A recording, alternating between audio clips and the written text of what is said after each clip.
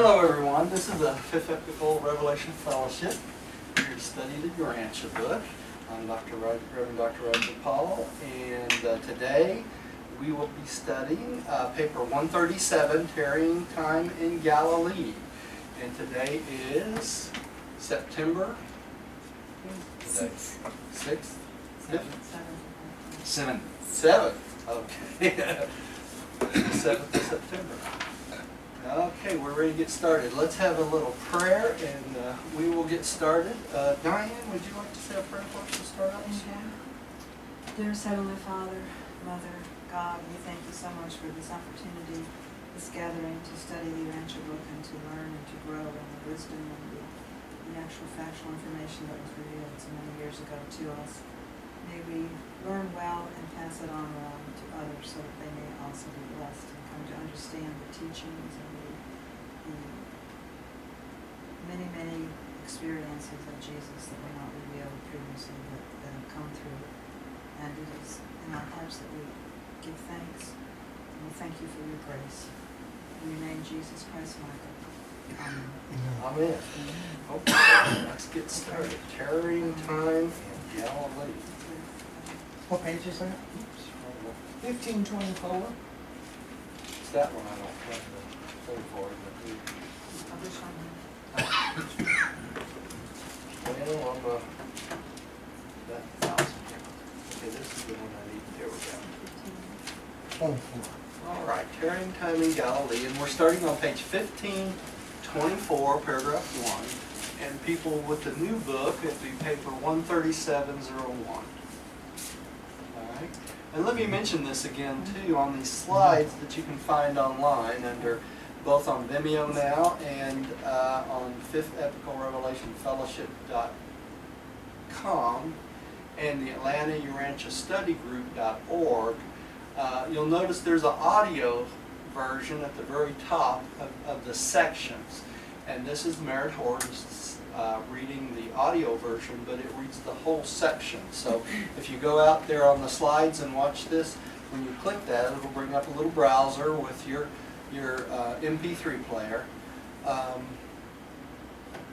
and you can click on that and go back to the slides and go along with Merritt as he reads the entire section and go slide to slide. So that's a new feature you'll find on all the slides now as we go through. Plus, all the slides now are linked. When you find anything that's in that kind of yellowish orange color cover, you'll be able to click on that and it'll take you through to the index and list all the stuff in the index for that particular subject in your Urantia book. So it's just an extra feature that we've added to the slides. Okay? So Diane, would you start reading and we'll just go around from there. Okay. Tarrying Time in Galilee. Early on Saturday morning, February 23rd, AD 26, Jesus came down from the hills to rejoin John's company and camped at Pella. All that day Jesus mingled with the multitude. He ministered to a lad who had injured himself in a fall and journeyed to the nearby village of Pella to deliver the boy safely into the hands of his parents. Okay, so remember this is after the baptism, right? That we talked about last time. After the baptism of Jesus, and he had gone up to the hills. Remember in the last meeting we have, I know it's kind of hard to remember because I've had a couple of emergencies, but the last meeting we had, he went up to the hills to make the important decisions he made about his mission from then that point forward. And this is as he came back down from the hills. Okay, and this is a map of actually what happened during that period of time. And okay. Let's keep going. Let's see if I can get the right one. All right. Rodney, would you take the next paragraph? Number 1, choosing the first 4 apostles. During the Sabbath, 2 of John's leading disciples spent much time with Jesus. Of all John's followers, one named Andrew was the most profoundly impressed with Jesus. He accompanied him on the trip to Pella with the injured boy. On the way back to John's rendezvous, He asked Jesus many questions, and just before reaching their destination, the two paused for a short talk, during which Andrew said, "I have observed you ever since you came to Capernaum, and I believe you are the new teacher. And though I do not understand all your teaching, I have fully made up my mind to follow you. I would sit at your feet and learn the whole truth about the new kingdom."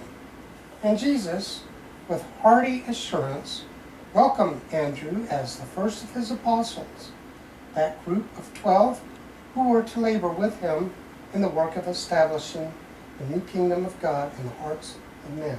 So Andrew was one of John's followers, wasn't he? Okay, so he was one of John's apostles, and once he started being around Jesus, he decided that Jesus was the new teacher that had been promised, so he's going to follow him. Okay, and this is the picture. Let me bring the bigger one up here, and over here too. All right, and this is their pathway after Jesus came back down from Mount Hermon, and this is during the time they chose the 12 apostles. So where was this event? On the map? On the map, it's the very first one. Right here at Pella. Okay. Okay. And then they go. That's of the Jordan. Huh? Yeah, that's right at the Jordan, as he came down the mountain. Okay. All right. Bear with me. I'm trying to get my mice straight today because one of my clickers didn't work. All right. Steve, would you take the next one? Okay. Andrew was a silent observer of and sincere believer in John's word, and he had a very able and enthusiastic brother named Simon, who was one of John's foremost disciples. It would not be amiss to say that Simon was one of John's chief supporters. So this became Simon Peter the Rock, right? And he was also a follower of John. So it's important to know where these guys come from so that we got a good idea of their mindset. So they've been following John around and getting the information from John and was aware of the kingdom coming, right? So that's why I want to mention that. And these two were fishermen, right? And these two were fishermen. They were fishermen before they started following John. Of course, when they started following John, most of them gave up, everything they owned to follow John. Okay. I can't see it good enough to see. Okay. You want to read? Would you like to read? I'm all right. Okay. Thank you, though. Jill, would you read the next one? Soon after Jesus and Andrew returned to the camp, Andrew sought out his brother Simon, and taking him aside, informed him that he had settled in his own mind that Jesus was the great teacher, and that he had pledged himself as a disciple. He went on to say that Jesus had accepted his proffer of service, and suggested that he, Simon, likewise go to Jesus and offer himself for fellowship in the service of the new kingdom. Said Simon, "Ever since this man came to work in Zebedee's shop, I have believed he was sent by God. But what about John? Are we to forsake him? Is this the right thing to do?" Whereupon they agreed to go at once to consult John. John was saddened by the thought of losing two of his able advisors and most promising disciples, but he bravely answered their inquiries, saying, "This is but the beginning. Presently will my work end, and we shall all become his disciples." Then Andrew beckoned to Jesus to draw aside while he announced that his brother desired to join himself to the service of the new kingdom. And in welcoming Simon as his second apostle, Jesus said, "Simon, your enthusiasm is commendable, but it is dangerous to the work of the kingdom. I admonish you to become more thoughtful in your speech. I will change your name to Peter." So this is where Peter got his new name. Why did he change his name? Huh? Because Peter, the name Peter meant rock. Okay? And Jesus recognized the bold personality of Simon. Okay, so he could foresee in the future that he would be a leader of men. So that later on, you know, he says, "This is the rock in which I will build my church." It was upon Simon Peter, right? Okay, and he was the brother of Andrews. Now keep in mind, even though these guys were following John up and down the river, they knew Jesus beforehand. These two did. They were aware of him in Zebedee's boat shop, you know, and had met him and talked to him and all that stuff. But they did not realize he was the promised teacher until John made it evident during the baptism. So they had all met him before, right? But they were following John. And so John immediately, once he recognized that the mission was about to start, John knew that his role was about over, right? What is the relationship between Peter and rock? Where does it come from? The meaning of the name Peter is considered the rock.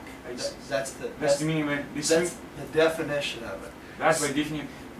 Just for me, so then it's very relevant to say that the French translation, the way Peter is in French, is Pierre, which in French means rock. Does it? Literally. Yeah, literally It rock. literally means rock. It means literally rock. Yeah, Or stone. stones. So, and that, see, he recognized this in his personality. See, the reason he called him Peter is, we got to keep this in mind, is the boldness of Peter's personality, right, or Simon's personality. Because Andrew was more intelligent, wasn't he? We know from reading the book Yeah, he's before cool. that Andrew is very analytical, a leader, but he's not a bold preacher. He's not one that will go out on a corner and start preaching like Peter would. You know, and give him an audience and he's going to take over, right? Kind of like me, you know. But the difference is Jesus knew immediately, just from knowing him a little bit before, that this man would be bold and proclaim the gospel without fear. That's it. And it's interesting that what happened during the crucifixion, you know, that boldness and courage dwindled down during the, you know, because what did he do? He denied Jesus. That's right. Twice. That was So- Peter? Yeah. Yes. Simon. For Andrew and Simon to know Jesus before even catching up with John, after John announced who Jesus was, then Andrew and Simon must have been convinced that, you know, you're right, actually. Yeah. They were early, weren't they? You Want me know? to read that one?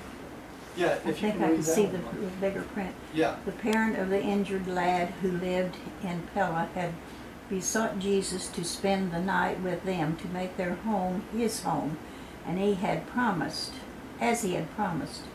Before leaving Andrew and his brother, Jesus said, "Early on the morrow we go into Galilee." So the young boy that he helped offered a place for Jesus to stay when he came back, didn't he? That's what that means. Okay, Millie, would you take the next one? Mhm. We'll go on to this here, to this picture.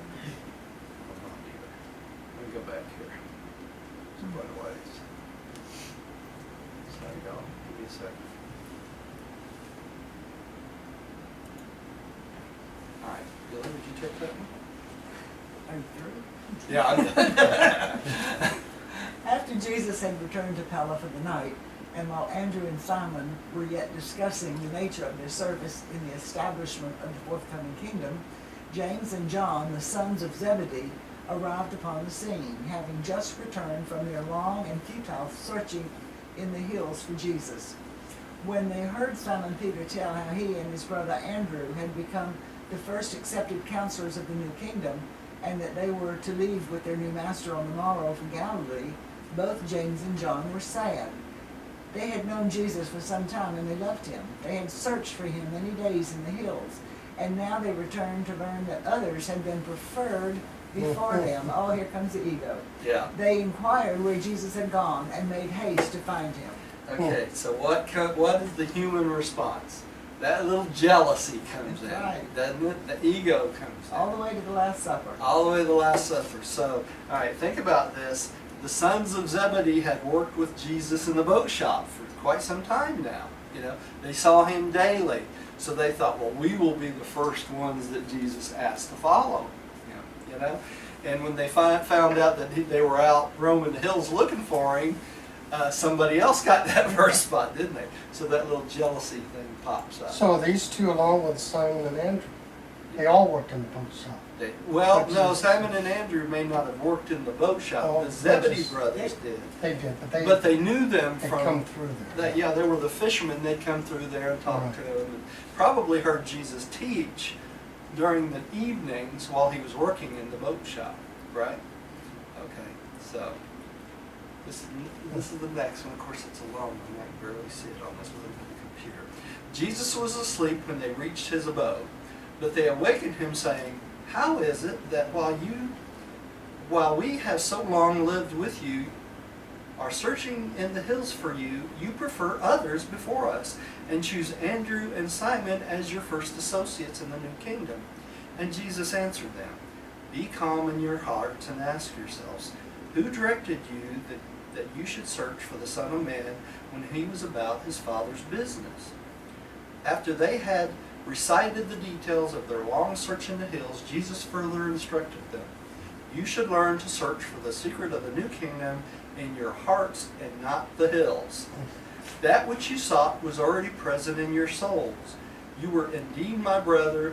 You needed not to be received by me.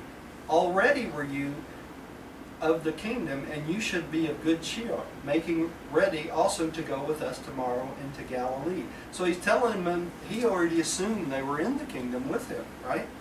John then made bold to ask, "But Master, will James and I be associates with you in the new kingdom, even as Andrew and Simon?"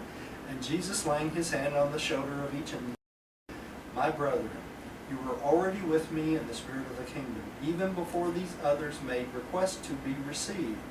You, my brethren, have no need to make requests for entrance into the kingdom. You have been with me in the kingdom from the beginning. Before men, others may take precedence over you, but in my heart did I also number you in the councils of the kingdom, even before you thought to make the request of me. And even so might you have been first before men, had you not been absent, engaged in a well-intentioned but self-appointed task of seeking for one who is not lost. In the kingdom, be not mindful of those things which foster your anxiety, but rather at all times concern yourself only with doing the will of the Father who is in heaven." So what's he teaching them? He's teaching them because they have thought adjusters, the Father will lead them with what they need to do. And he did not need them to go searching for Jesus because Jesus was not lost, right? So they weren't listening to their own souls, were they? They self-appointed themselves. "Oh, we got to go find Jesus. He's up in the hills by himself," right? And he was fine. Okay, so let's go over. Oops. I'm used to having a clicker for this. James and John received a rebuke in good grace. Nevermore were they envious of Andrew and Simon, and they made ready with their 2 associate apostles to depart for Galilee the next morning.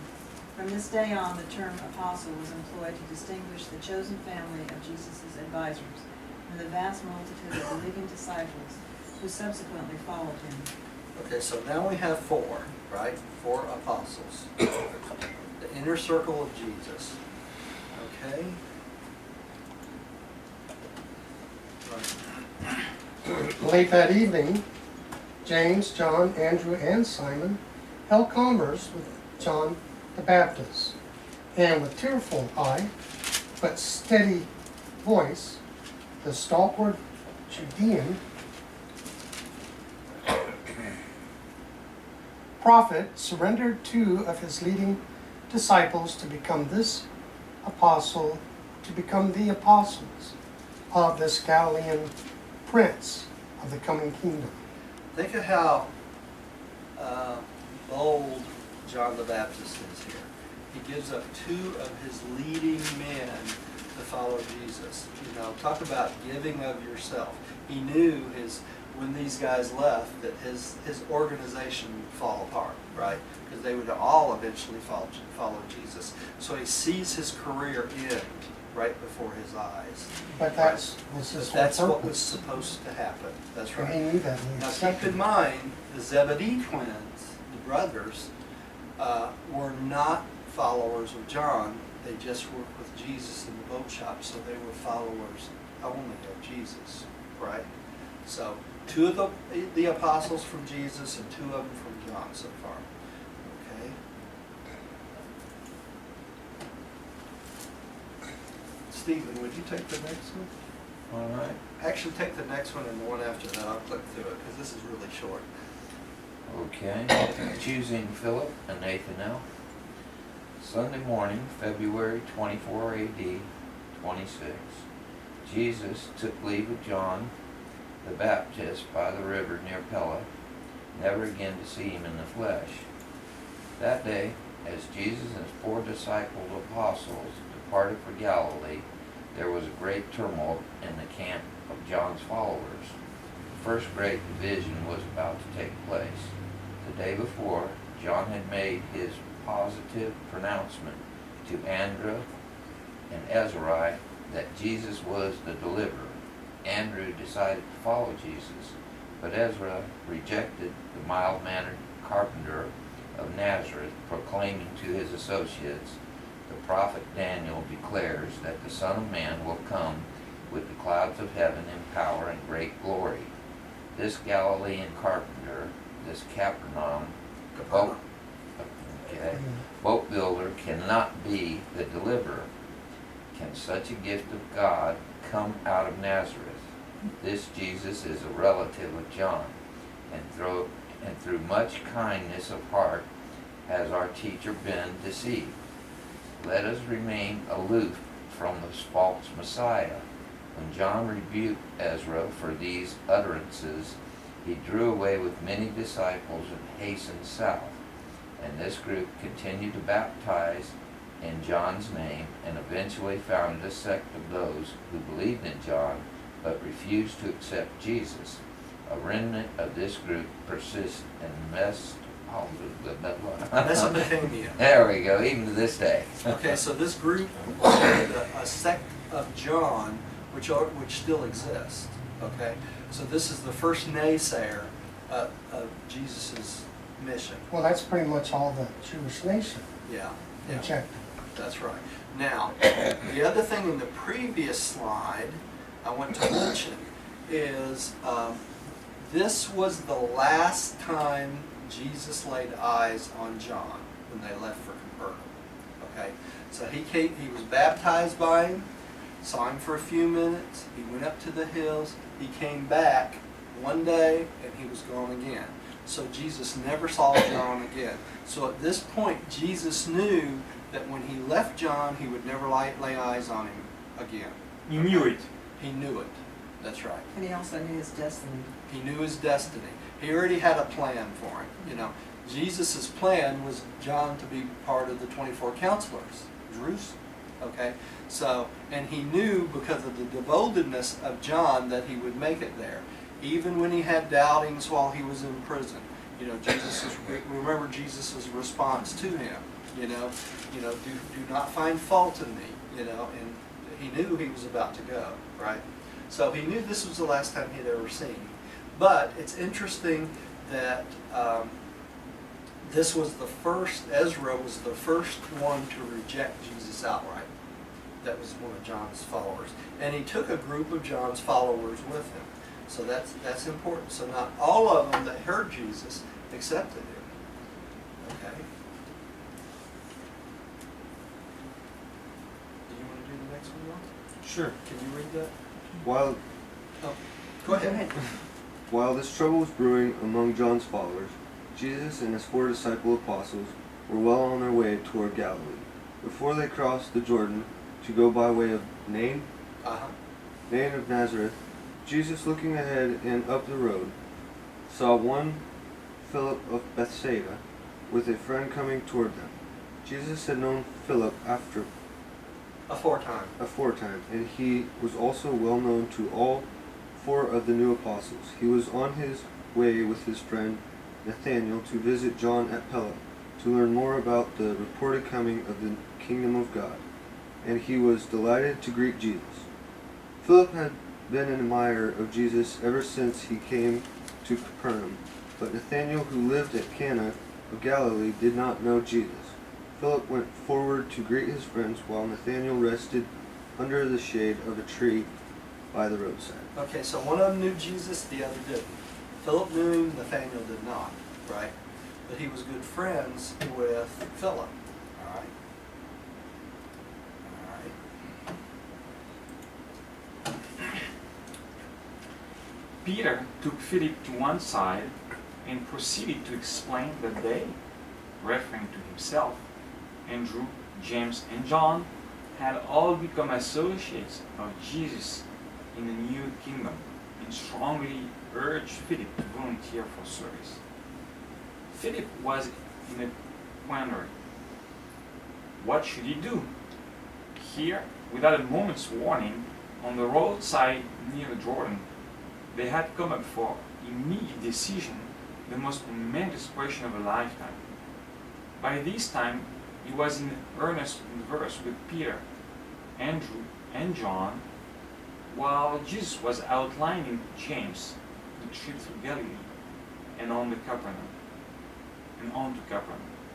Finally, Andrew suggested to Philip, why not ask the teacher?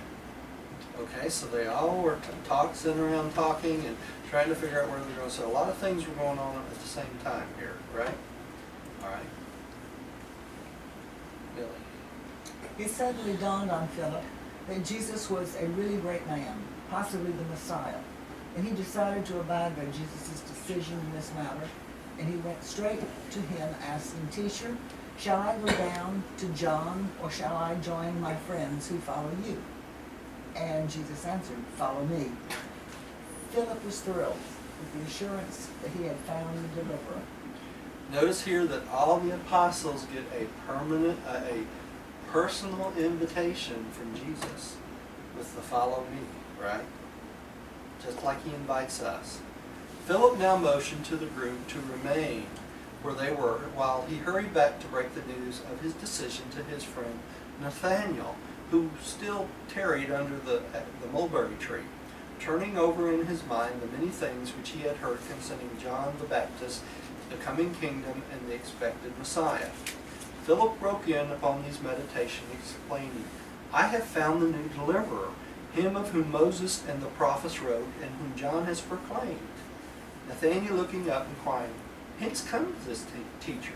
And Philip replied, "He is Jesus of Nazareth, the son of Joseph, the carpenter, more recently residing at Capernaum." And then, somewhat shocked, Nathanael asked, "Can any good thing come out of Nazareth?" But Philip, taking him by the arm, said, "Come and see." All right, so that's where that, any good thing come out of Nazareth? Nazareth had a bad reputation. Bad reputation, that's right. Why? What? Probably drifters and things like that, Bedouins going through that, that sort of thing. Is it because he really had a bad reputation, or is it just because it's a small place? Small place, no one heard of them. Right. They didn't have a big synagogue, there wasn't any great teacher. A small town, everybody knew Small everybody town, there. yeah. It was not Jerusalem. It's not Jerusalem, and it's not Alexandria.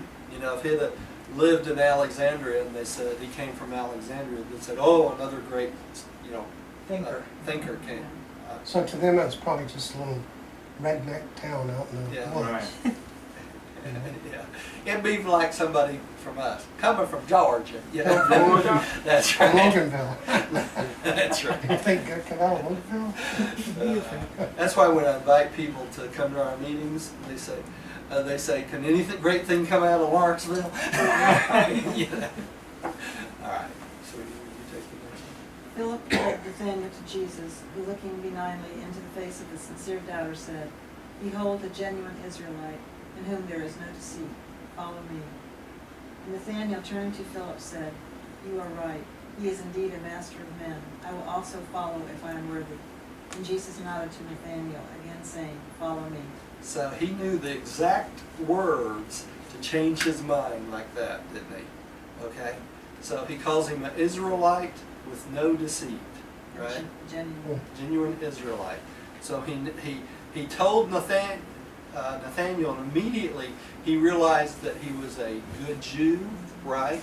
And that he was dedicated to doing the will of God. And Nathaniel changed his mind immediately. Okay. There is another part, not soon we're going to read about it, where they describe the different apostles. Yeah. And for Nathaniel, they say, honest Nathaniel. I have like one of the few bookmarks in Yeah. my page, and that's the reason Yeah. that I chose as a name of my son. Yeah. Oh, okay. Yeah. His name is Honest Nathaniel. Nathaniel. That's the reason. Yep. Okay. That's cool. It's interesting how Jesus sensed the greatest attributes of each of his apostles before he chose them. Isn't it? Here he knew, you know. So it's very interesting. Makes you wonder if that's the thought adjuster that tells him these things, or is it because he is our creator? Well, also, because he grew up there, I mean, Yeah. So Well, you born have the is- deity part of him and the human part The of him. human part, Yeah, it's kind of interesting. You want to take that turn around? Jesus had now assembled one half of his future core of intimate associates, 5 who had for some time known him, and 1 stranger, Nathaniel. Without further delay, he crossed the Jordan and, going by the village of Nain, reached Nazareth late that evening. Okay. So they went back to where? Jesus' home, didn't they? Okay. So let's go back on the map. If you go on the map. Yes. So in one day they went from the Jordan to Nazareth. Yeah. So They this went is from one Pella- day's worth of walk, right? Yeah, from Pella to Nain, right? Okay. And And then to Nazareth, they say.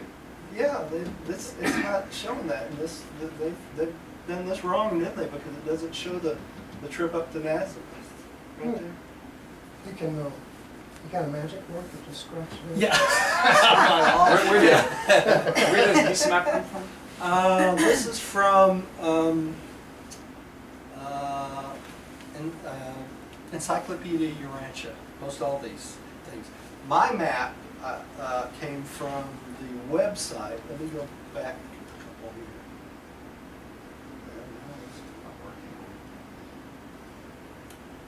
I'm real good on this today. See if I can do it with this one. This map originated off of the Foundation website, and I went in and added all the lines and dates and all that stuff. Okay. Yeah, all Nazareth Yeah. via name. Yeah. So that's That what it name. says. Yeah, see, Yeah. this is where they started. They went to Nain and then to Nazareth, okay? Then they went on to, I believe, Magdala and Capernaum, and that's where the wedding happens, the wedding in Capernaum. So, let me go back here. So this is not exactly correct. All right. Let's see, who's up next? You, me, I believe. Stephen, would you take the next one? They all remained overnight with Joseph in Jesus' boyhood home.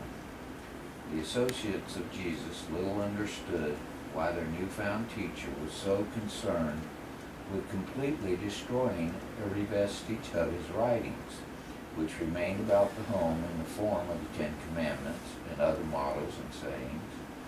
But these proceedings, together with the fact that they never saw him subsequently write, except upon the dust or in the sand, made a deep impression upon their minds.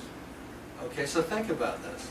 They came back from the mountain and Jesus had a full awareness of his divinity, didn't he? He knew who he was, he knew why he was there, and he remembered the things that Emmanuel told him before his bestowal, right?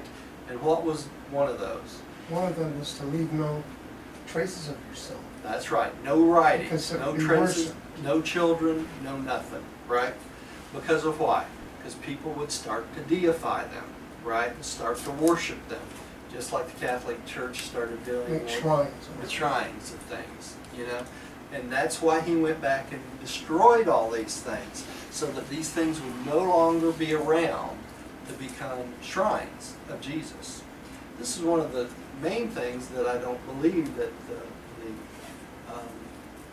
the Shroud of Turin is the burial clothes of Jesus. I really don't, because they would make sure there was no trace. we would make sure, yeah, he would make sure no trace. And who would follow out those orders? The midwayers, right? So very unlikely that the shroud.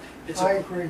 Yeah. It's not that. Yeah, very unlikely to me that it would be left when he had been so careful not to leave anything physical for people to worship, right? Yeah, but the shroud isn't his garment that he was wearing when he died, or they put when he died. That's what they some people believe. They Right. think it's the shroud that he did. And it specifically says in the book that the burial clothes of Jesus were wadded up and threw over a cliff.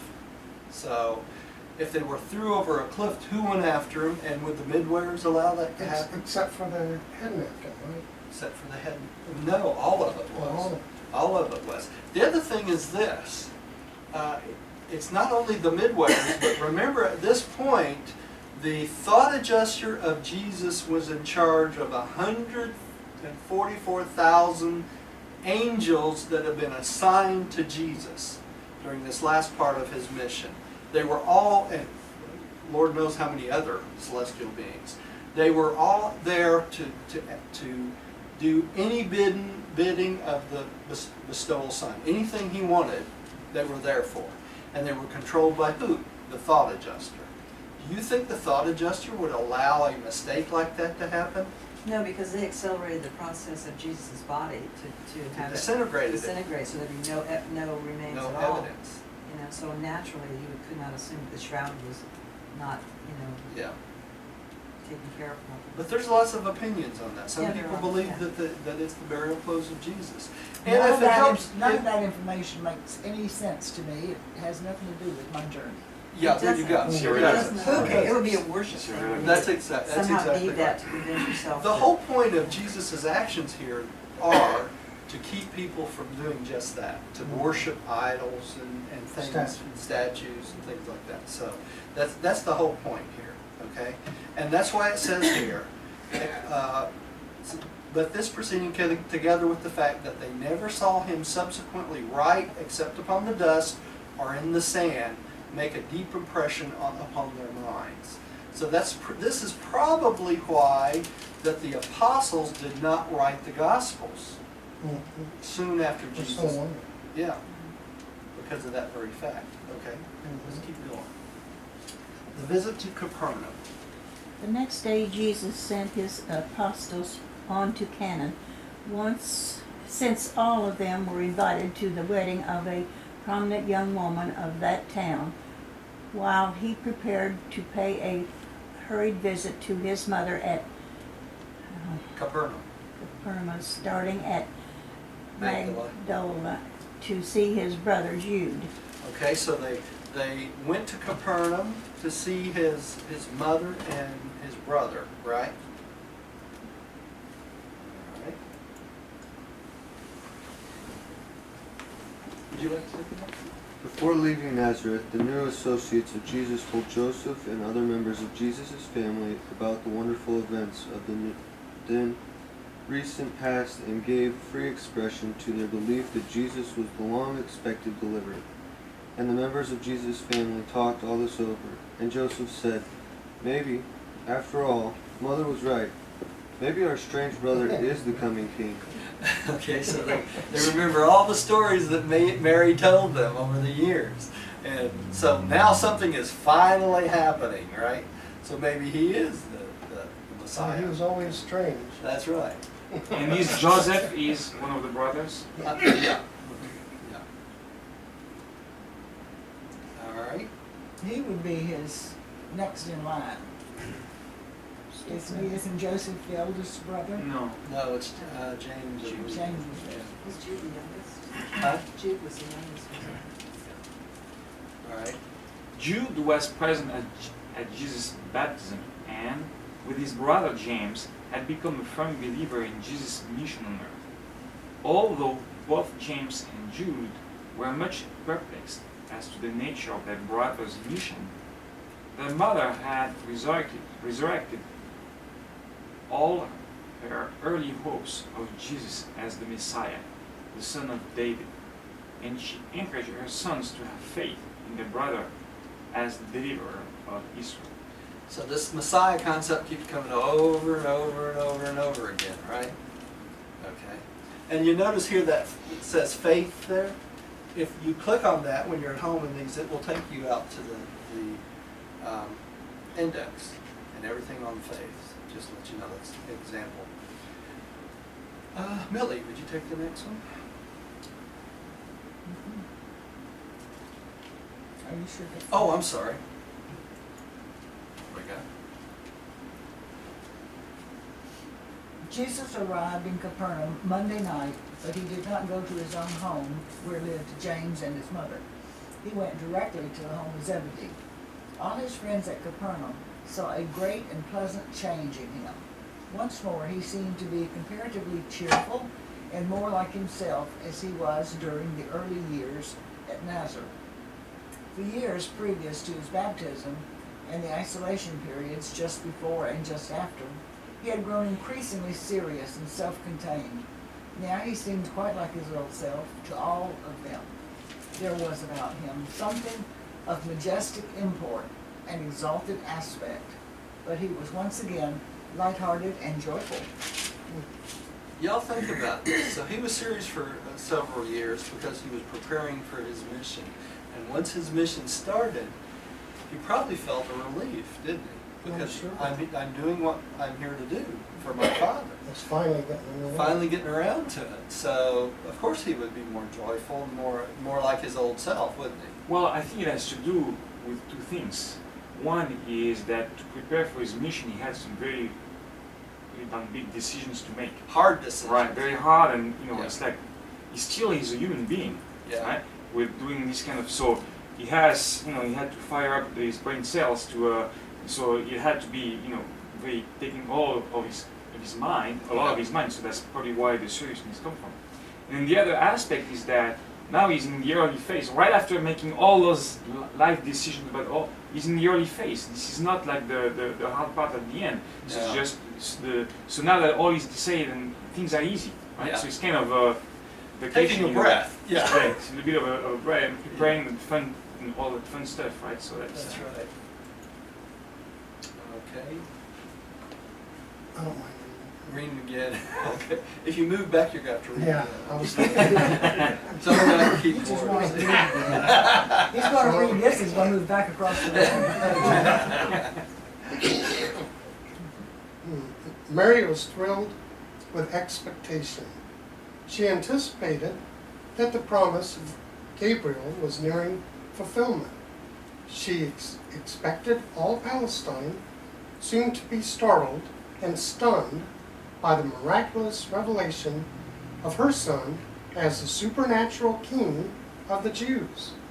But to all of the many questions which his mother, James, Jude, and Zebedee asked, Jesus only smilingly replied, "It is better that I tarry here for a while. I must do the will of my Father who is in heaven." Okay, so she's still got the old concept. He's totally not what she's expecting, right? I want to mention something else too while we're on the slide. Notice the one up in the corner says Gabriel. That's in kind of an orange color. All right, that's a link to the index. All of Jesus's words are in yellow. I changed them to yellow so we can see them a little bit better on the videos. That's great. So as we see these yellow things, those are the words of Jesus. Quotes. Yeah.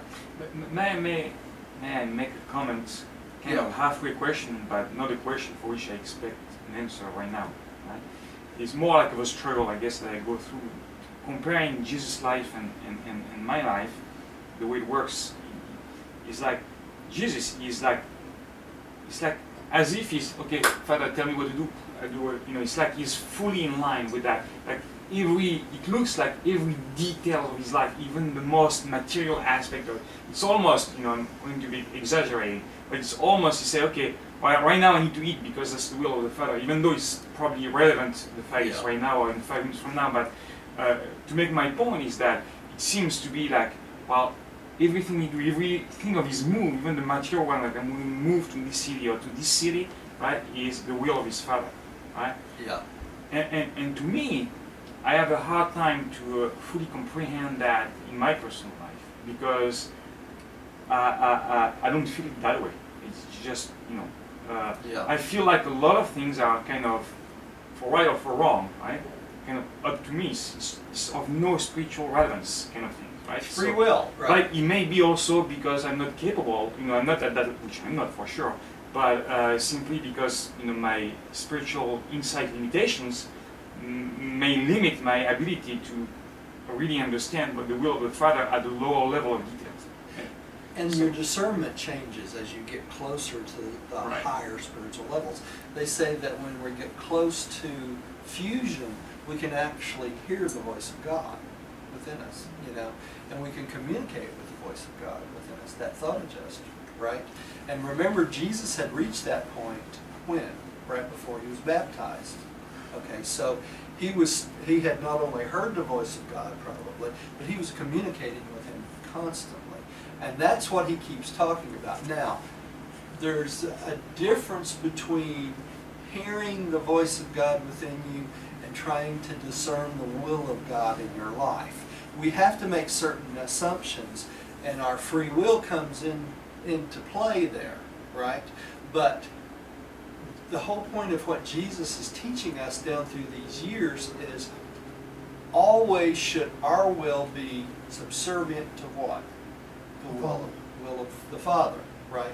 And that is really the key. We're not going to be 100% correct. We might think God wants us to do one thing, but it may be something totally different, right? But we try to discern as closely as possible what we believe God would have us do in our lives, and that's part of giving into the will of God. Now, as we get closer to fusion, we will hear the will of God. We'll know what the will of God is. My understanding is that this may happen long before that, when you have reached the first circle. Long before, yes. What do we know when Jesus reached the first circle?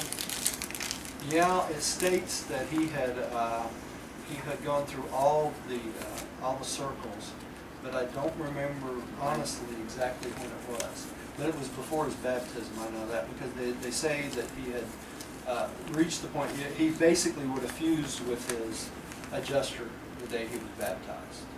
Right. Yeah, but usually the first circle in fusion, they still, There's I don't know still- what difference there is in between. Yeah, what makes there's it- many lessons in between. Yeah, there's still Yeah. there's still a gap, right? Yeah, that's right. So that brings the other question: is I'd be curious to have better insight about how the communication in Jesus' life in particular went in that stage of. Well, the other thing that's really interesting about the circles is it teaches us that on this planet right now there are first circlers on this planet. There must be. Huh? There must be. Yeah. So Actually- there are those that has given in to the will of God to the point where they have reached that first circle. Actually, once at the time before I had my other two kids, I was a little bit involved with those online, Urantia mailing lists. Right? Yeah. And one of the things I was like, okay, this God talking, the college just speaking to us in words, it's like this first circle, I need to find out a little bit more. So I was like asking, and at some point I was communicating with someone. I said, look, I'm looking for someone who has reached the message. I want to talk to someone, and I want to know more, right? And I had a discussion with that guy, and then I was pressing so hard. Finally, the guy admitted, okay, this has happened to me. Yeah. So I don't know the guy. I never met him. I don't even remember his name. Yeah. But the point is that I was looking for someone, and apparently, unless even one can lie, right? But of Yeah. course, we don't know for sure. But You don't know for sure, but at least he claims, and from the relationship I had online with him, I didn't get a sense of him being of any kind of pride or anything like that. So. Yeah. Okay, I think another thing that's going on here where Jesus was, destroying everything, the commandments and everything. He's trying to tell us to let go of the physical world, okay? And then where he talked to the two disciples when they were like critical about why have you went here instead, why didn't you come to us type of deal there. See, in other words, what he's saying is, look at the perfection of God, instead of the ways of the world. You know, and it's when you can see that these ways are really perfect in God's plan, then you'll see a new world. So it's just the renewing of the mind to be aware of the perfection of God everywhere. Yeah. And I At would all like to comment on times. that. Go ahead. What he said, the word aware. Jesus being our teacher, and he always wanted to do God's will. For us to, at least in our decisions, be concerned with the Father. Let him in on all our decisions. Yeah. And that's hard to do To for be aware. humans. We want to keep everything for ourselves, don't we? It's hard to give up our will for To share it. to share it with others. That's right. Who's next? Am I up next? Did you just read mine? No, Lost track. Jill did. I thought. Oh, Jill. Okay. I think. Really? Did it. Sorry, Urantia so much. Yeah.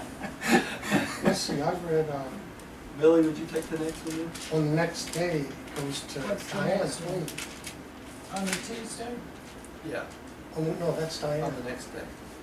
It's my turn. Or no, it's you, Roger. Is it me? Okay. Yeah. On the next day, Tuesday, they all journeyed over to Cana for the wedding of Naomi, which was to take place on the following day. And in spite of Jesus' repeated warnings that they tell no man about him until the Father's hour shall come, they insisted on quietly spreading the news abroad that they had found the deliverer.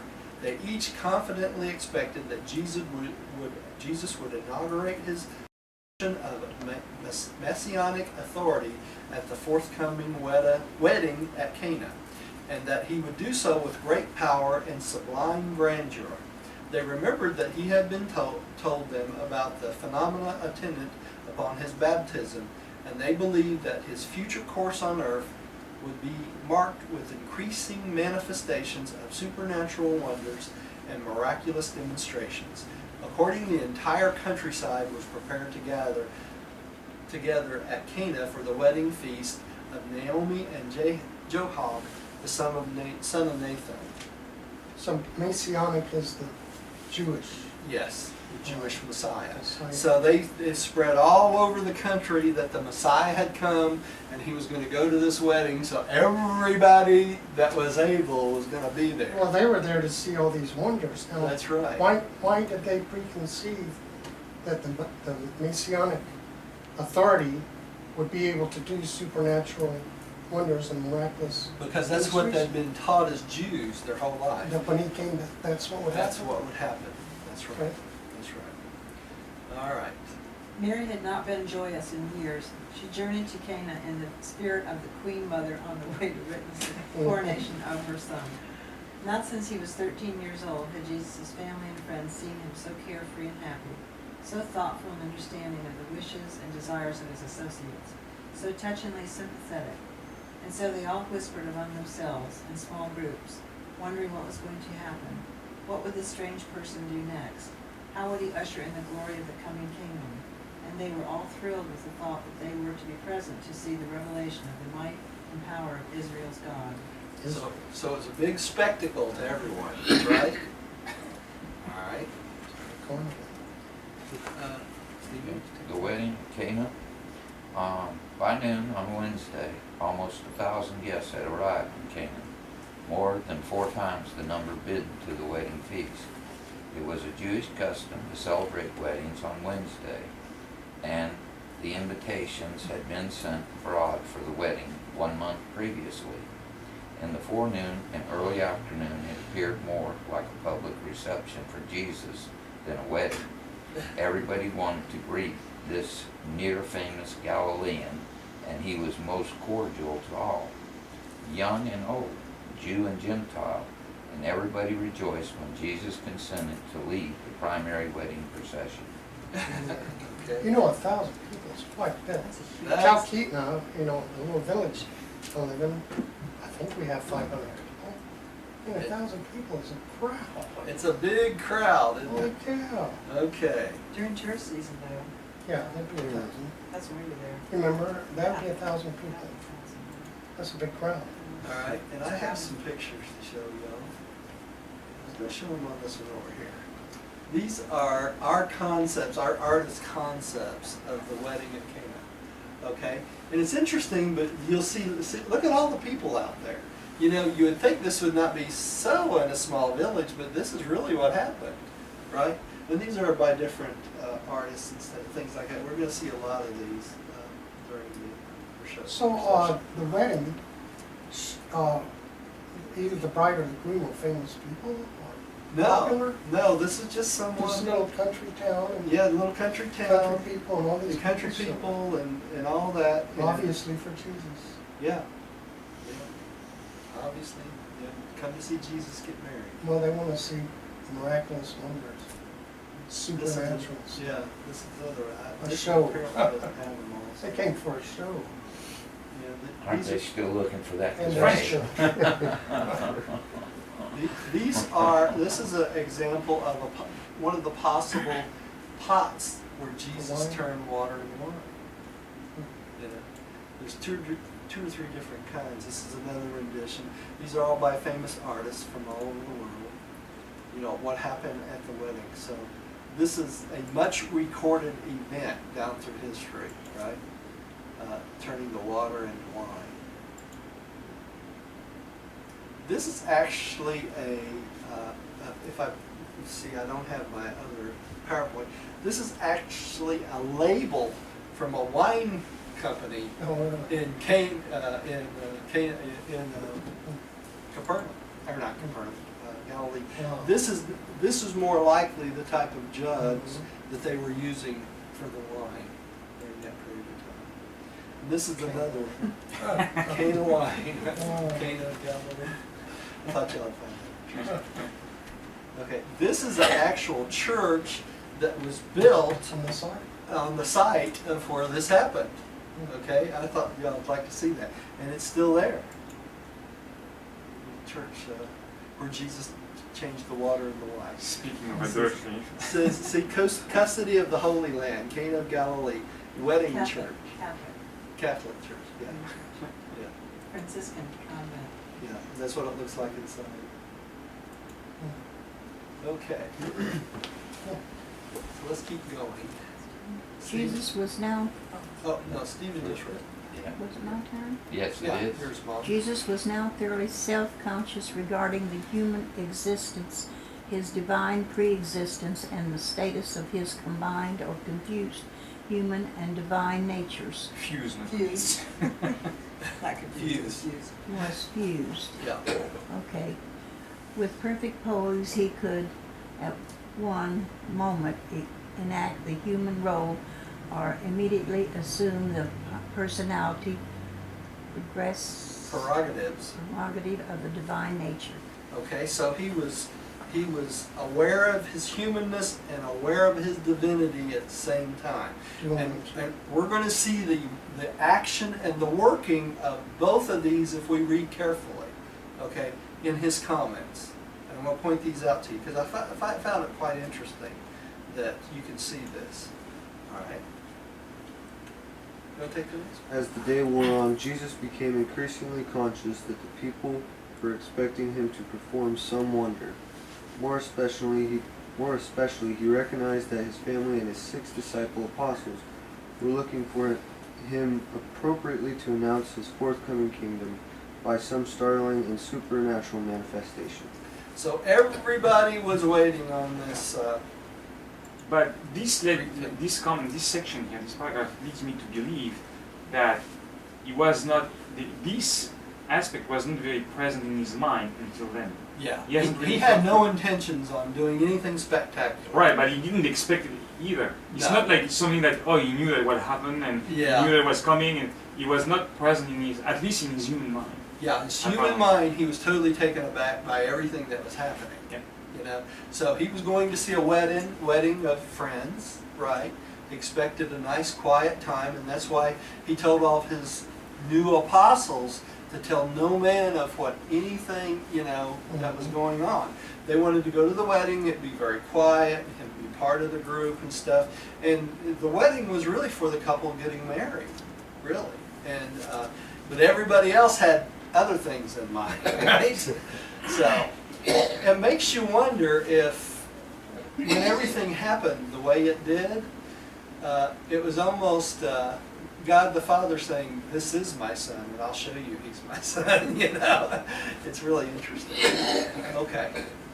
Early in the afternoon, Mary summoned James, and together they made bold to approach Jesus to inquire if he would admit them to his confidence, to the extent of informing them at what hour and at what point in connection with the wedding ceremonies he had planned to manifest himself as the supernatural one.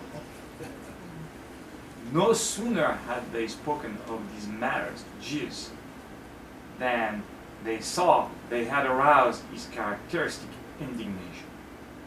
He said only, "If you love me, then be willing to tarry with me while I wait upon the will of my Father who is in heaven." But the eloquence, and I apologize for not being able to reproduce it, but the eloquence of his rebuke lay in the expression of his face. So he said, "If you love me, be willing to wait." Right. So he must have thought, wow, this is a big event. I'm waiting on my Father to tell me. Yeah. If this is supposed to... Yeah, will of the Father, that's right. He expected nothing supernatural to happen, right? I wonder why he just said that. He could have gone bolder in terms of, like laying it out. No, everything that you are thinking is. I know that he has done that in the past. I'm not sure when, but he had done that in the past. I mean, at some point he does it in the future. So he doesn't. I'm not sure where, but yeah, he does do that in the future, but not in the past. Right. But probably because he's still getting used to the divine side of himself being in harmony with the human side, right? Because before now, he was not 100% aware of everything that happened. Now he's quite aware of everything that had come before, right? All right, Millie, would you take the next one? This move of his mother was a great disappointment to the human Jesus, and he was much sobered by his reaction to her suggestive proposal that he permit himself to indulge in some outward demonstration of his divinity. That was one of the very things he had decided not to do when so recently isolated in the hills. For several hours, Mary was much depressed. She said to James, "I cannot understand him. What can it mean? Is there no end to this strange conduct?" James and Jude tried to comfort their mother while Jesus withdrew for an hour's solitude. But he returned to the gathering and was once more lighthearted and joyous. Okay, so he needed some time to think, so he went off by himself for a while, right? All right. Right. The wedding proceeded with a hush of expectancy, but the entire ceremony was finished in not a move, not a word from the honored guest. Then it was whispered about that the carpenter and boat builder, announced by John as the deliverer, would show his hand during the evening festivities, perhaps at the wedding supper. But all expectance of such a demonstration was effectually removed from the minds of his 6 disciple apostles when he called them together just before the wedding supper and, in great earnestness, said, "Think not that I have come to this place to work some wonder for the gratification of the curious or for the conviction of those who doubt. Rather are we here to await upon the will of our Father who is in heaven." But when Mary and the others saw him in consultation with his associates, they were fully persuaded in their own minds that something extraordinary was about to happen. And they all sat down to enjoy the wedding supper and the evening of festive good fellowship. right? Notice he keeps coming back to, he's waiting for the will of the Father, right? Poor Over guy. and Can you over. imagine being him and everybody's looking at you expecting something? Yeah. Yeah, and And at a all you want to wedding, do he is would sit be, down and eat your supper. he would be upstaging, which would be totally non-spiritual. It would be. Upstage a wedding. It would not be proper No, at not all. proper at all. But Yeah. to what you were saying, right? He went for an hour of prayer, and Yeah, then he came back yeah. and set the record straight in terms Yeah. of what his intents were. Yeah, So, his intention was to enjoy the wedding, let the people have their joyous wedding and everything without anything miraculous happening, right? What made me The father of the bridegroom had provided plenty of wine for all the guests bidden to the marriage feast. But how was he to know that the marriage of his son was to become an event so closely associated with the expected manifestation of Jesus as the messianic deliverer? He was delighted to have the honor of numbering the celebrated Galilean among his guests, but before the wedding supper was over, the servants brought him the disconcerting news that the wine was running short. By the time the formal supper had ended, the guests were strolling about the garden, and the mother of the bridegroom confided to Mary that the supply of wine was exhausted. And Mary confidently said, "Have no worry, I will speak to my son. He will help us." And then did she presume to speak, notwithstanding the rebuke of but a few hours before. So don't worry, my son will take care of it. You know?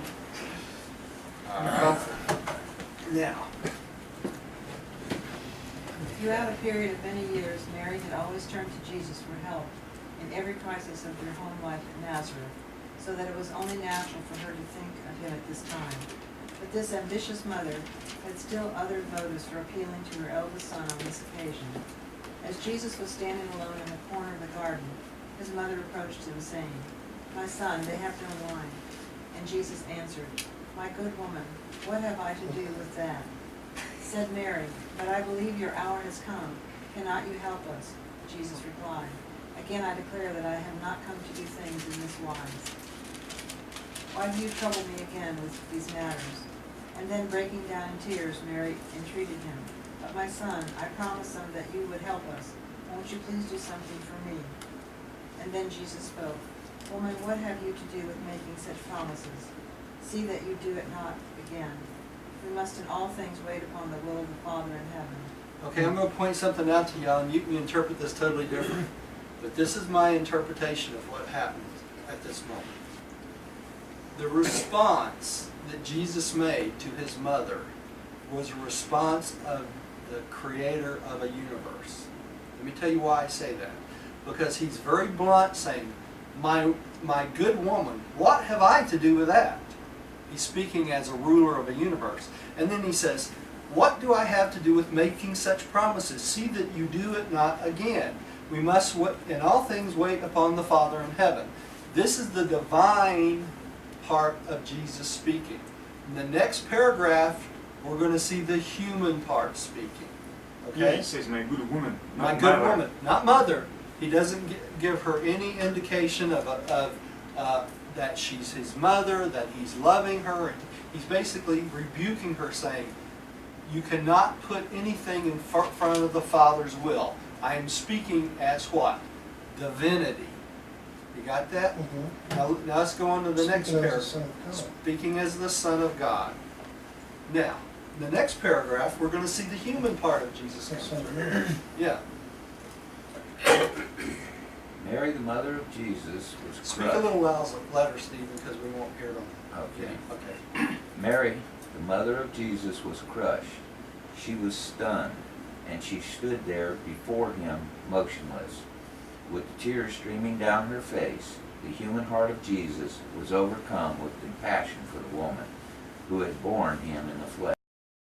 And bending forward, he laid his hand tenderly upon her head, saying, Now, Mother Mary, grieve not over my apparently hard sayings, for have I not many times told you that I have come only to do the will of my heavenly Father? Most gladly would I do what you ask of me, if it were a part of the Father's will. And Jesus stopped short. He hesitated. Mary seemed to sense that something was happening. Leaping up, she threw her arms around Jesus' neck, kissed him, and rushed off to the servants' quarters, saying, "Whatever my son says, that do." But Jesus said nothing.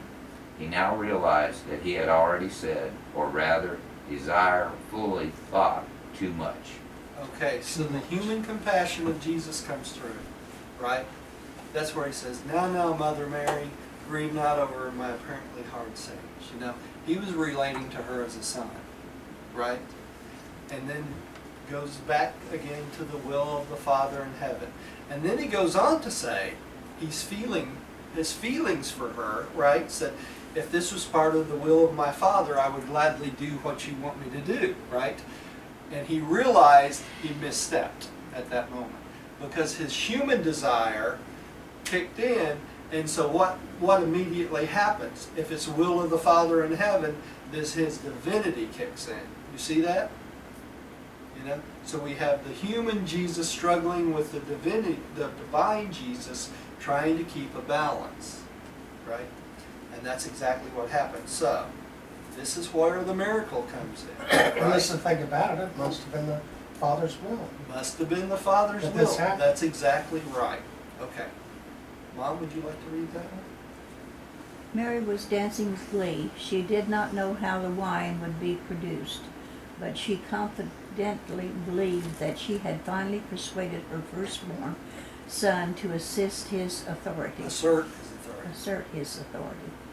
To dare to step forth and claim his position and exhibit his Masonic powers, and because of the presence and association of certain universe powers and personalities of which all those presents were wholly ignorant, she was not to be disappointed. The wine Mary desired, and which Jesus, the God-man, humanly and sympathetically wished for, was forthcoming.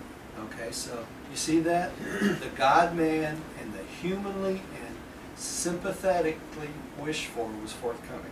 So his divinity came through and his humanness came through, right? And it was the will of the Father in heaven. So it was about to happen, right? So Wine jugs. there is a sense like that you said, like the wish of the Son is not you said it's actually a law. The wish of the Son is if it is the Yes. Father's wish or something like that. That's right. Anything the Son desires becomes upon if it's the will of the Father in heaven immediately. Right. All right. So if Jesus wanted, these are all more wine jars. If Jesus wanted the celestial host to make themselves known and visible to everyone there, if he desired that and it was the will of the Father in heaven, it would have happened immediately. The mechanical physical controllers would have changed everyone's eyes so they could see the entire celestial host that was watching everything that was happening. Here is the question that I have at least in my mind about that, right?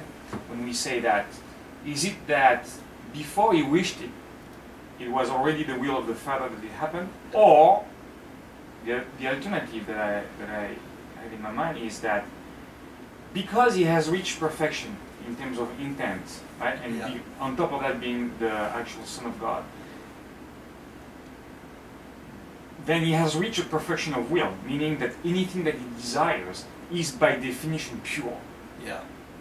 And as a result of that, because he has reached that stage, everything that he desires is pure. Therefore, even it's not like premeditated being the will of the Father. It just is because it's pure. Therefore, it is by like inherently the will of the Father. That's Do right. you understand? Do you see Yeah. the subtle difference I what I'm do. trying to express? Yeah, I do, and I believe you're right, 100%, because anything that a creator son, not only Jesus, but any creator son, wills into being will come into being as long as it's within the will of God, right? That's what creator sons do, they create. So, and that's part of creating our whole local universe, you know. Him, and of course it takes the local universe creative mother spirit too. We can't leave her out, right? It's a dual relationship. We're dual origin beings. We're not single origin beings. We're dual origin beings. So anything he wants and she agrees to and is within the will of God, immediately starts to happen, right? Anything. You know, Okay. when they say that anything is possible with God, that's exactly true. My question really, and I don't know, it's not a matter of being right because I just don't know. It's just I hypothesize or I wonder if if it is the will of the Father, what it really means. Because by definition, being so perfect, being the Son of God, the Christ Michael, Yeah. whatever he desires, it originates from God. I mean, he is Yeah. God. It so is. That has to be, Well, it is the will of God. it is the will of God. Yeah. So now the challenge here is that that's the human part, that the sympathetic part, that kind of The connection. the connection, right? Yeah. So that's the, I don't know, It's a mystery, isn't it's it? strange. Yeah. Stephen, did you have it? Yeah, I was gonna say that, you know, it doesn't appear that he turned the water to wine for doing that, but it was a comfort to his mother. Yeah. Exactly. You know, that A was sympathetic that, yeah, response. that was the whole purpose is, you know, you don't put yourself out here on a limb and, Yeah. you know, we're gonna help you out this time. Don't let it happen again, Right. you know. So it really had nothing to do with that water to wine. Yeah. Right, It right. really did. Really? It is a pure Mhm. compassion. Yeah, Came out, uh-huh. human compassion. Mhm. Yeah. Yeah. That's one of the things that that the thought adjuster warned him about on the mountain. Mhm. That he just came down, wasn't it? You know, it's a time miracle, right? And he says, as far as time miracles, the thought adjuster cannot keep it from happening. If it's the Father's will, it will happen. That's what all these celestial hosts are there for. So in other words, control yourself. Control what you wish for. That's right. All right, let's keep going. Near at hand stood 6 water pots of stone, filled with water, holding about 20 gallons apiece. This water was intended for subsequent use in the final purification ceremonies of the wedding celebration. The commotion of the servants about these huge stone vessels under the busy direction of his mother attracted Jesus' attention, and going over he observed that they were drawing wine out of them by the pitcherful. So he was surprised. He was surprised. He was not aware He was not aware. that that had happened. No. His human. He was surprised as everybody else was. He there. was. Okay. It's just what the Son desire Yeah. is. Is. That's right. All right. Would you take the next one? Is me? Yeah. It was gradually dawning upon Jesus that what had happened.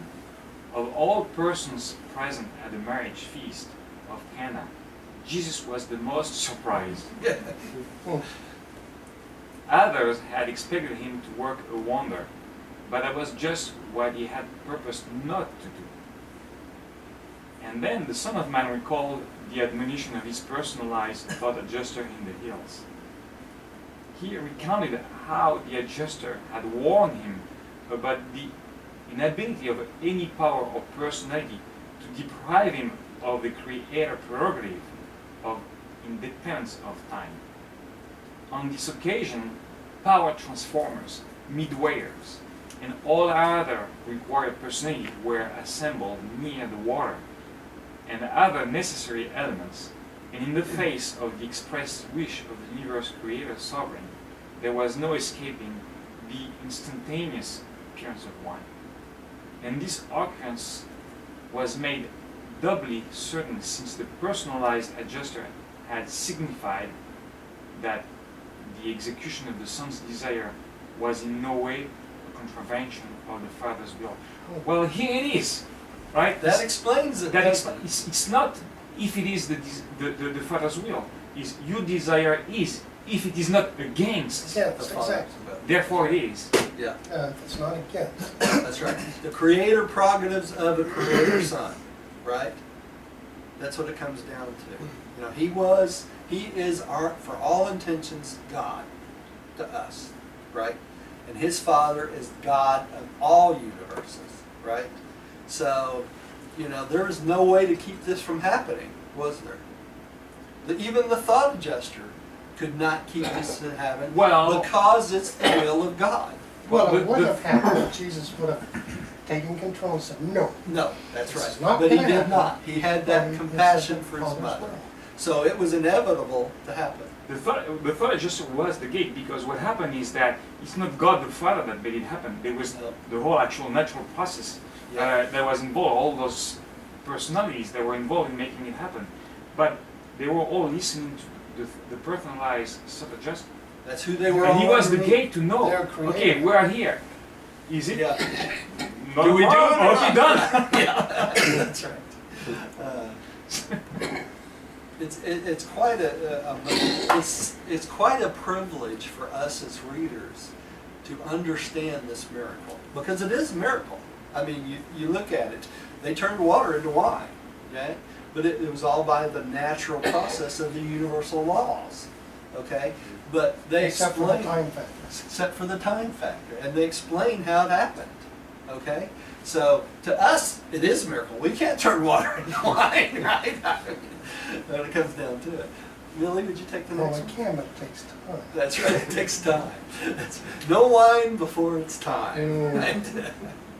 But this was in no sense a miracle. No law of nature was modified, abrogated, or even transcended. Nothing happened but the abrogation of time in association with the celestial assembly of the chemical elements requisite for the elaboration of the wine. At Cana, on this occasion, the agents of the Creator made wine just as they do by the ordinary natural processes, except that they did it independently of time and with the intervention of superhuman agencies in the matter of the space assembly of the necessary chemical ingredients. And to me, to us, that is a miracle. Right. I wonder how that happened though. What they Where say. did those ingredients come from? So, exactly, they must have transported, Yeah. Somehow. ingredients, We don't know. the They don't chemical- tell us that, but not necessarily the fruit, but the chemicals that are derived from the fruit to make. They don't tell us that part. no, they don't. How? Space assembly of the necessary. Space assembly. Yeah. All right. Rodney, would you take the next? Furthermore, it was evident that the enactment of this so-called miracle was not contrary to the will of the Paradise Father, else it would not have been had transpired, since Jesus had already subjected himself to all things to the Father's will. So it all comes back to the Father's will once again, right? All right.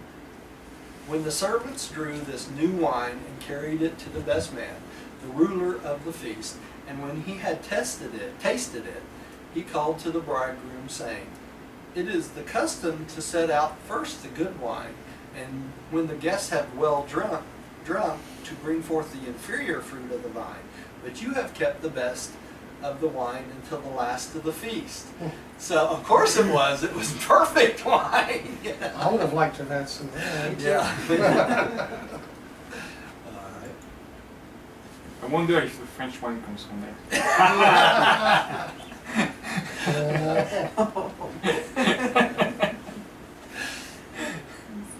Mary and the disciples of Jesus were greatly rejoiced at the supposed miracle which they thought Jesus had intentionally performed.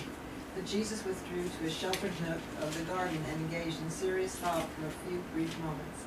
He finally decided that the episode was beyond his personal control under the circumstances, and not being adverse to his Father's will was inevitable. When he returned to the people, they regarded him with awe. They all believed in him as the Messiah. But Jesus was sorely perplexed, knowing that they believed in him only because of the unusual occurrence which they had just inadvertently beheld. Again Jesus retired for a season to the housetop, that he might think it all over. See, the reason he's concerned about this is he did not want people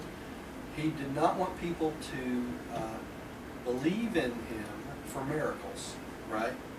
All right. So he went to the housetop for solitude. Yeah. Think about about To that. pray, yes. Yes. Jesus now fully comprehended that he must constantly be on guard, lest his indulgence of sympathy and pity become responsible for repeated episodes of this sort. Nevertheless, many similar events occurred before the Son of Man took final leave of his mortal life in the flesh. And those are the recorded miracles. That, Let's see, I have coffee. Mom, you want to take the next? It's too small, Red. I can't pull it. Too small? You want to take the next? 5. Back in Capernaum. Capernaum. Through many of the guests remained for the full week of wedding festivities. Jesus with his newly chosen disciple apostles, James, John, Andrew, Peter, Philip, and Nathanael, departed very early the next morning for Capernaum. Going away without taking leave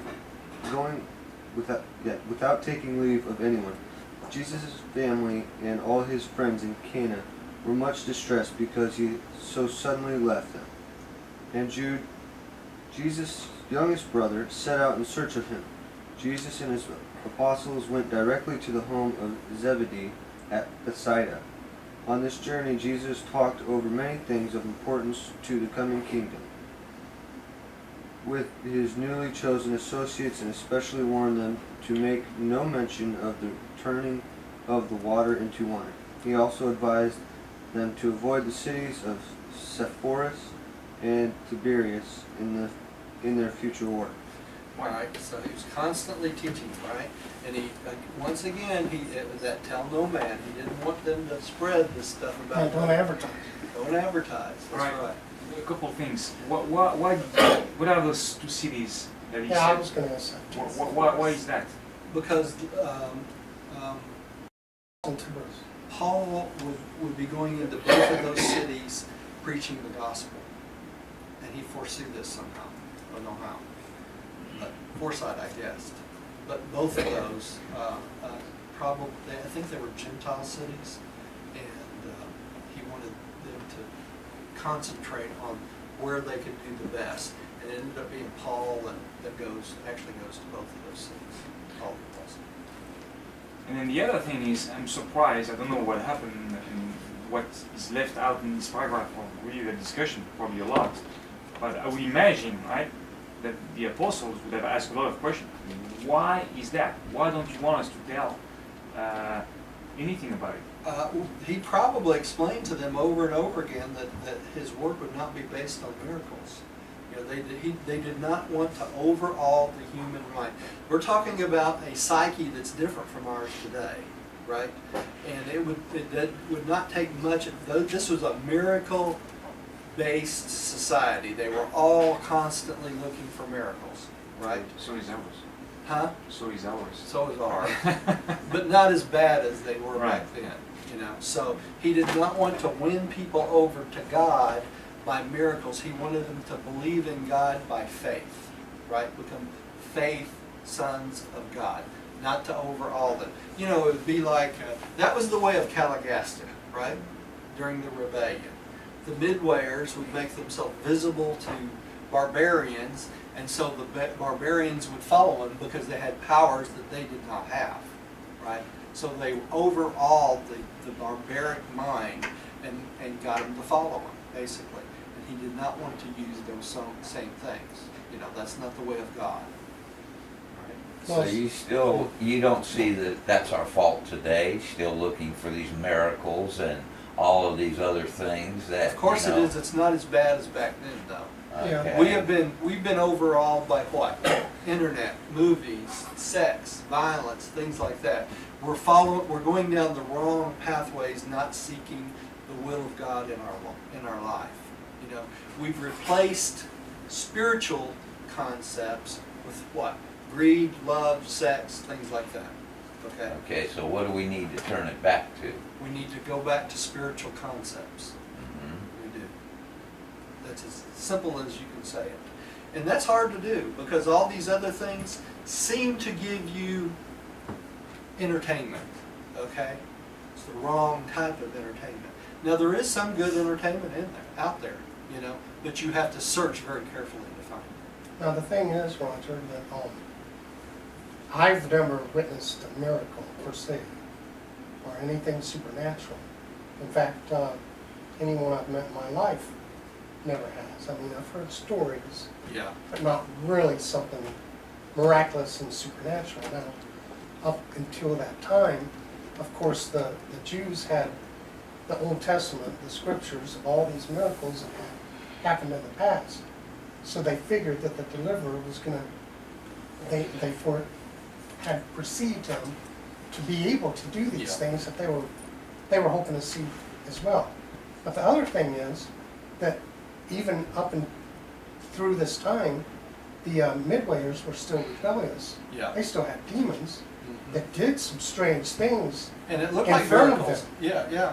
And so they already knew a little bit about the supernatural stuff, more Yeah. than we do now, Yeah, because that doesn't happen now. yeah. But still, the definition of faith is that it acts as a release of the superhuman activities of the divine spark. And so, in many ways, when we do have faith, we do have superhuman capabilities because of the thought adjusters, Yeah. within us. So, Yeah, healing. Like healing, yeah. praying for someone to be healed, Yeah. like you can. Yeah.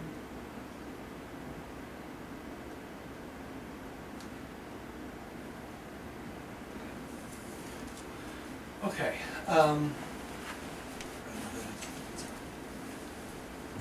Let's keep moving on. All right. Jill, I think you're next. After supper that evening, in the home of Zebedee and Salome, there was Salome. Salome. Yeah. Thank you. There was held one of the most important conferences of all Jesus' earthly career. Only the 6 apostles were present at this meeting. Jude arrived as they were about to separate. These 6 chosen men had journeyed from Cana to Bethsaida with Jesus, walking as if it were on air. They were alive with the expectancy and thrilled with the thought of having been selected as close associates of the Son of Man. But when Jesus set out to make clear to them who he was and what was to be his mission on earth and how it might possibly end, they were stunned. They could not grasp what he was telling them. They were speechless. Even Peter was crushed beyond expression. Only the deep-thinking Andrew dared to make reply to Jesus' word of counsel. When Jesus perceived that they did not comprehend his message, when he saw that their ideas of the Jewish Messiah were so completely crystallized, he sent them to their rest while he walked and talked with his brother Jude. And before Jude took leave of Jesus, he said with much feeling, "My father brother, I never have understood you. I do not know of a certainty whether you are what my mother has taught us, and I do not fully comprehend the coming kingdom. But I do know you are a mighty man of God. I heard the voice at the Jordan, and I am a believer in you, no matter who you are." And when he had spoken, he departed, going to his own home at Magdala. Okay, so even he was convinced by the voice he heard in the water, right? He is one of the 3 people that heard the voice in the That water. witnessed it. That witnessed it, right? So he was completely 100% convinced, Well, of course, Right. he saw it. but he was totally confused as the mission that they were about to embark in, right? All right. So Jesus had to disappoint his apostles once more, didn't he? Put them on the straight and narrow. Millie, would you take the next one? That night Jesus did not sleep. Donning his evening wraps, he sat out on the lake shore thinking until the dawn of the next day. In the long hours of that night of meditation, Jesus came clearly to comprehend that he never would be able to make his followers see him in any other light than as the long-expected Messiah. At last he recognized that there was no way to launch his message of the kingdom except as the fulfillment of John's prediction and as the one for whom the Jews were looking. After all, though he was not the Davidic type Messiah, he was truly the fulfillment of the prophetic utterances of the more spiritually minded of the olden seers. Never again did he wholly deny that he was the Messiah. He decided to leave the final untangling of this complicated situation to the outworking of the Father's will. Okay, so Jesus knew he was not the Davidic leader that the people were looking for as the Messiah, but he was the spiritual leader that was to come, right? Okay. Just, if I may, just one comment. When he says, what is the last sentence? Leaving the complicated situation to the outworking of the Father's will. Yeah. The way I interpret that is that since I cannot figure out as a human all the ways and the ins and outs of all the things that are going on, I interpret that, okay, well, let expense. Whatever happens, right? That's right. Being the Father's will. That's right. Rodney, would you take the next one, please? The next morning, Jesus joined his friends at breakfast, but they were a cheerless group. He visited with them at the end of the meal, and gathered them about him, saying, "It is my Father's will that we tarry hereabouts for a season. You have heard John say that he came to prepare the way for the kingdom. Therefore it behooves us to await the completion of John's preaching. When the forerunner of the Son of Man shall have finished his work, we will begin the proclamation of the good tidings of the kingdom." He directed his apostles to return to their nets while he made ready to go with Zebedee to the boat shop, promising to see them the next day at the synagogue, where he was to speak, and appointing a conference with them that Sabbath afternoon. Okay, so basically tell them they're going to wait for John to finish his mission, and that was not long, was it? Okay. The events of the Sabbath day. Jesus' first public appearance following his baptism was in the Capernaum synagogue on Sabbath, March 2nd A.D. March 2 A.D. The synagogue was crowded to overflowing. The story of the baptism in the Jordan was now augmented by the fresh news from Cana about the water and the wine. Jesus gave seats of honor to his 6 apostles, and seated with them were his brothers in the flesh, James and Jude. His mother, having returned to Capernaum with James the evening before, was also present, being seated in the women's section of the synagogue. The entire audience was on edge. They expected to behold some extraordinary manifestation of supernatural power, which would be fitting testimony to the nature and authority of him who was that day to speak to them. But they were destined to be disappointed. Okay, so you take the next one. When Jesus stood up, the ruler of the synagogue handed him the scripture roll, and he read from the prophet Isaiah. "Thus says the Lord, the heaven is my throne, and the earth is my footstool. Where is the house that you built for me? And where is the place of my dwelling? All these things have my hands made, says the Lord.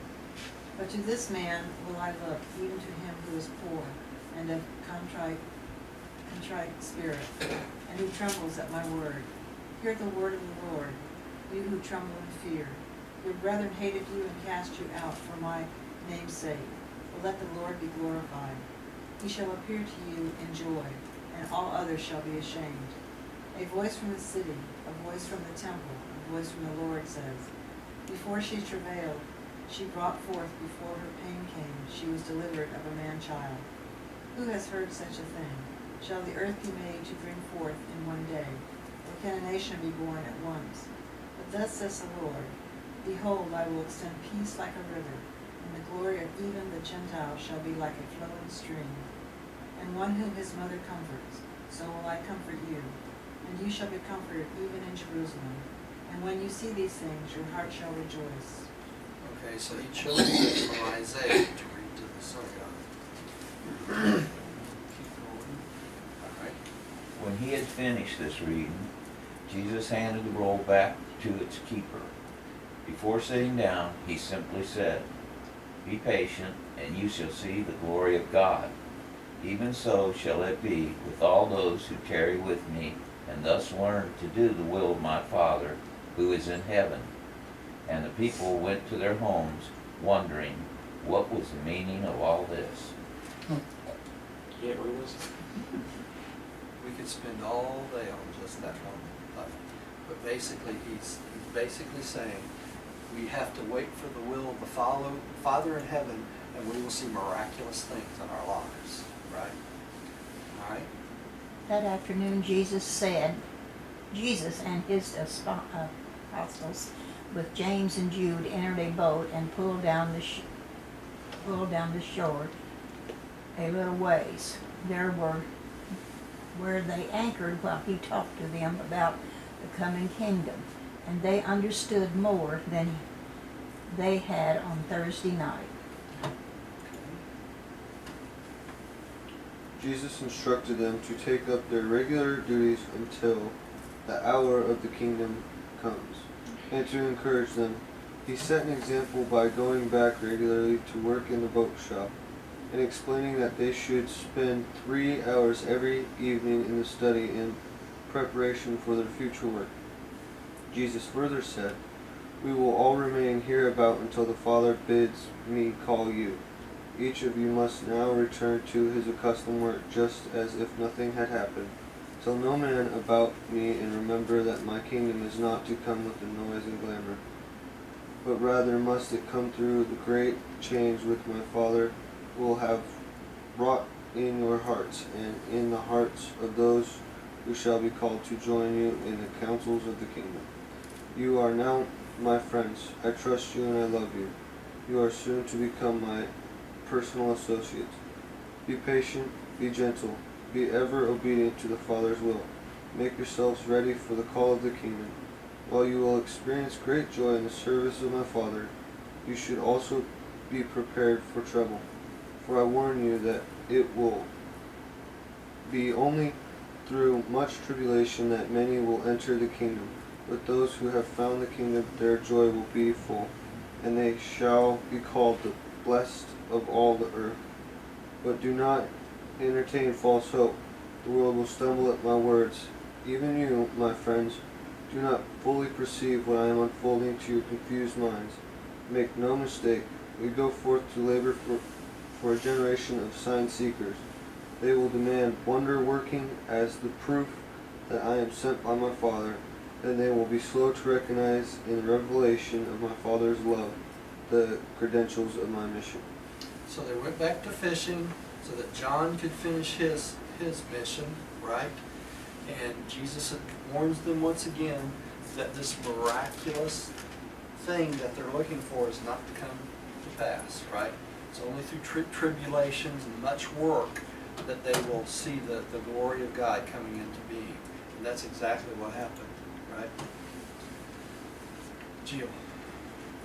That evening, when they had returned to the land, before they went their way, Jesus, standing by the water's edge, prayed, "My Father, I thank you for these little ones who, in spite of their doubts, even now believe. And for their sakes have I set myself apart to do your will.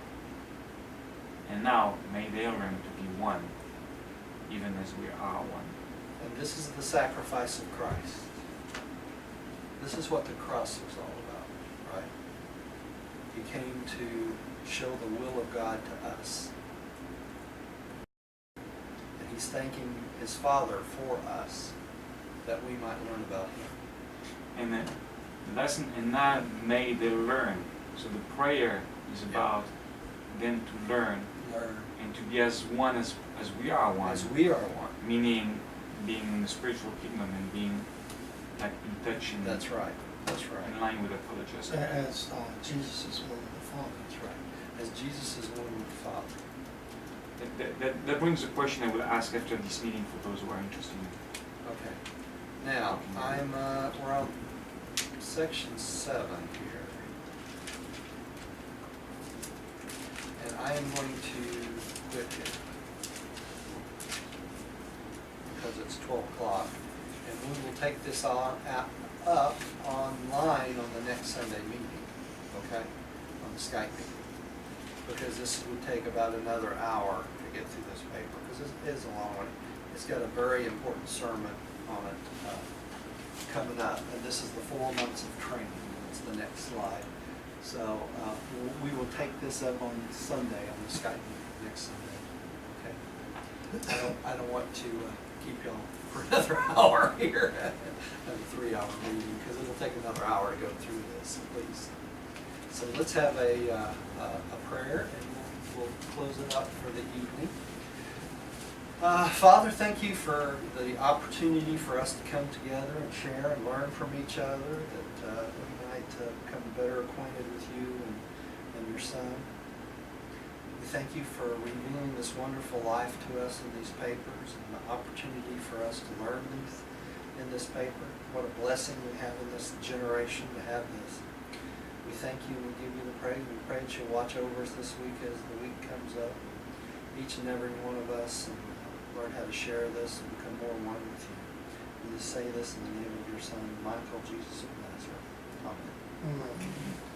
Thank you for joining us. Please come see us again. Ooh, my legs don't want to work. I don't either. Either one of them. There you go.